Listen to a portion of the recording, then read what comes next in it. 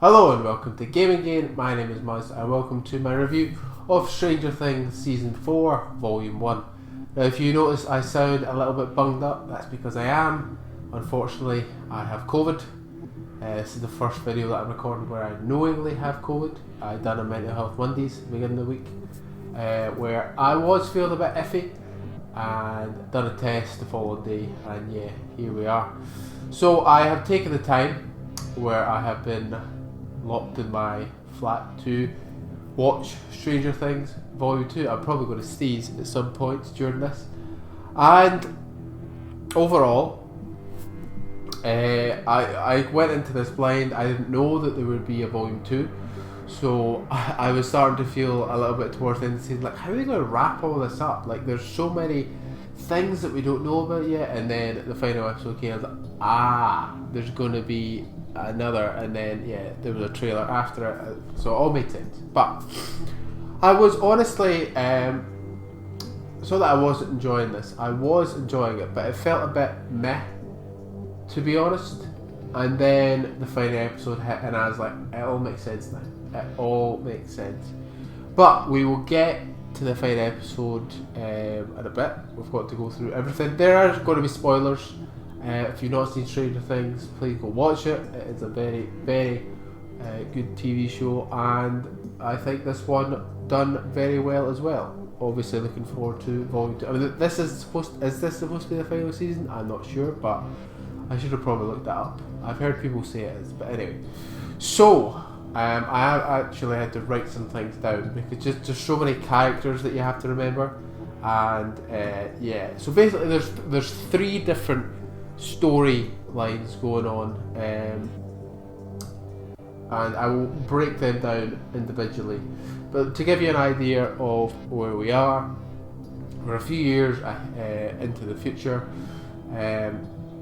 Joyce has taken, there's so many characters, she's taken 11, she's taken Jonathan, and she's taken Will out to California to live away from Hawkins, where all the bad stuff happens, the cursed town of Hawkins. So 11's getting bullied, and she's not telling Mike, which plays into what happens. Then you have Jim, who we thought we knew was alive. He's a Russian prisoner now, and Max is. There's so many characters. Max is dealing with the death of Billy, obviously, who sacrificed himself to save Nancy and Jonathan. There's so many different. I'm just going to focus on the main kind of. And if I miss stuff out or I misremember stuff, please forgive me, because there was a lot of TV to watch in this, and I watched it in a short space of time. So basically, the story doesn't really kick off until like Mike comes over. In fact, no. Let's focus on. I want to focus on the Russian storyline, because that's quite self-contained, whereas the other two do overlap at some point. So Joyce has moved away. She is obviously thinking that Hopper's dead. She gets a note. She gets a doll, a Russian doll, which has a note in it. It says Hopper's alive. It's a ransom letter. Dimitri is a prison guard at the prison where Hopper is, and he's basically saying, give me money, I'll give you Hopper back. Well, one definite negative point, can we have Russians who aren't called Dmitri and Yuri? I think we can come up with something a little bit more original than that. Call them, I don't know, not Dmitri and Yuri, which are the most standard Russian names ever, but anyway. So Joyce enlists the help of Murray, our lovable, eccentric weirdo, who basically tells her, we need to go do this, or doesn't tell her, but she tells him, we need to go do this. And they meet their pilot, who's Yuri, who has already been called into question, like, can you trust your pilot? Hopper says to Dimitri. And they can't. He sells Dimitri out, he sells Hopper out, he then says, well, I'm going to take you to Russia and get more money, and he does all of that. But in the airplane, he ends up getting Murray breaks free. He's actually pretty good at karate now. The plane crashes. I'm missing over a lot, but I'm trying to do it quickly because there's a lot to go through. They get to the prison. Turns out there is a demigorgon. That's what they called them in season 1, like the monster from the Upside Down. In the prison, they have a battle with it. Joyce and Dimitri get into the prison, basically release everyone, save Hopper, and Joyce and Hopper reunite, which was a touching moment. It really made you feel something. And then, yeah, that's the end of the story. That's the end of their story. It's very self-contained. They have found each other. So now in the new season, I presume they're going to try and get out of Russia, or they'll have to, do something in Russia to save Hawkins. But yeah, overall, Murray, very entertaining. I thought actually Jim's Hopper, I forget the actor's name, but some of his performances, some of his scenes were really, really good, really emotional. We learned about him being in like Vietnam as part of like a weapons manufacturing division where they inhaled all sorts of chemicals, and basically he thought that he would be impotent, couldn't have children, but he does, but she ends up getting killed, which is it was a very touching scene. But Joyce, solid as ever. Murray, Dimitri, Yuri is like the Russian version of Murray, very eccentric, very out there. But yeah, overall, I enjoyed it. I think it was definitely the weakest of the stories, but that's the bar was set quite high, I believe. So now we come to the two other stories. One where we're focusing on 11 and getting her powers back, and the other one where we're focusing on Hawkins and this new entity that is affecting Hawkins, which is called Vecna. So we'll start with 11 storyline, and as I say, they will eventually combine. They both interlink at some points towards the end, so I'll stop when it kind of gets to that point. But 11, she moved to California with, as I said, Will, Jonathan and all that. She doesn't have her powers anymore. She's getting bullied. She tries to use them against the bully. It doesn't work. Mike comes. There's a bit of coldness, towards Mike and Will. It's weird. Obviously, they've been away from each other for so long. 11 and Mike seem to be getting on like a house on fire. They go to a roller rink. 11 gets bullied pretty bad, in fact very badly. Mike is like, what's going on? Will's like, she's been lying to you.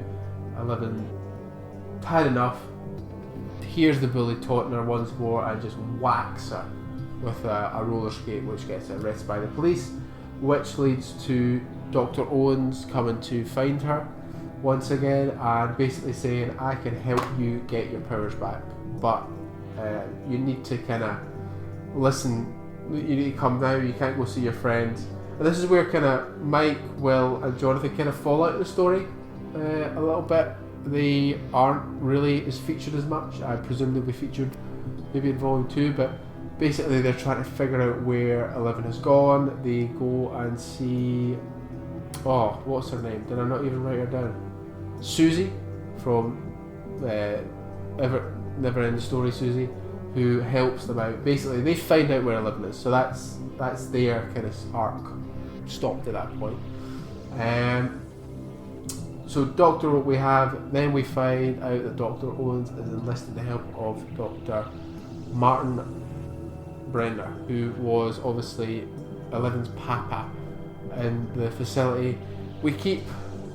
11 keeps getting a memory of her seemingly killing all the other people in the facility that she was a part of, and they do a good job of really showing you what happens, because in order to get her powers back, essentially she has to relive the memories from the facilities, which include like not her being tortured but her being bullied by the other participants, and they have like classes where they learn to use your powers, so that's how she seemingly learns to get her powers back, and all of it is being kind of shown in between these glimpses of like bloodshed, and it's good. I enjoy it, but we'll come back to that because that's all you really need to know there. There's like staff in there who are wanting to help her and seem like they are really friendly, which we will definitely get to. So meanwhile, back in Hawkins, there is this entity called Vecna, who is the whole Hawkins storyline is basically it, like chapter 1 it. I don't know where homage and rip-off come into play here, but yeah, it's very similar to it. Basically, the monster scares people, and then actually does something to them. I'll give them credit for that. Vecna, he stalks his prey, he makes them fear, and then he actually kills them in a pretty gruesome way. Like, I didn't think they would do it, but in the first episode, the cheerleader gets killed, and basically her limbs get twisted, her eyes get sucked out. It is grim. It is ridiculous. And I was shocked. I thought, whoa, didn't think they were going to do that. And this continues over the next couple of episodes. Basically, it's people who have suffered from a trauma or have like a lot of baggage. So Max is one of them. Max, obviously dealing with Billy, his loss is actually targeted by Vecna. And you've got all the favourites, you know, with Steve, Max, Dustin, Robin, Nancy, Lucas. There's a new character called Eddie, who is this leader of the Hellfire Club. There's so much to go into. 1 minute. Okay, we're still recording. That's good. Just need to check. So basically, they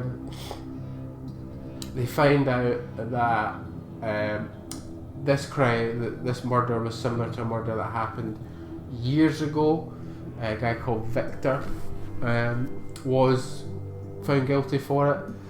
So Nancy and Robin infiltrate it, and they discover that basically it's the same. It's Vecna who is the same person here. They didn't frame Victor, but they certainly made it seem like it was him. So in essence, they did frame him, but he gets the blame anyway. So he's obviously like, that wasn't me. There was a demon. Yada yada yada. So who is it? There's a lot of questions going into this. It was starting to feel like it was just a bit one note, like it was going to be like, oh, they're going to kill Vecna and then it'll go on to the next season, but we actually learn who Vecna is, and it was a big reveal. So all the time I've missed out so much, but hey ho, I can't remember it all, and it is a lot. There's so much detail to go in, but basically in Eleven's memories there is this character, this older boy who is helping out Eleven, who basically is making it seem like Martin, the Dr. Martin, is against her. He has been setting the other patients on him, allowing them to bully her, and he is helping her. He even gets tortured at one point, and Eleven is like, see that, which obviously makes her trust him a lot more. So he's like, we need to get out of here, let's escape. He is like, I can't go, I've got this chip in here. Eleven's like, I'll get rid of that chip. And then he says, wait here, I need to go back.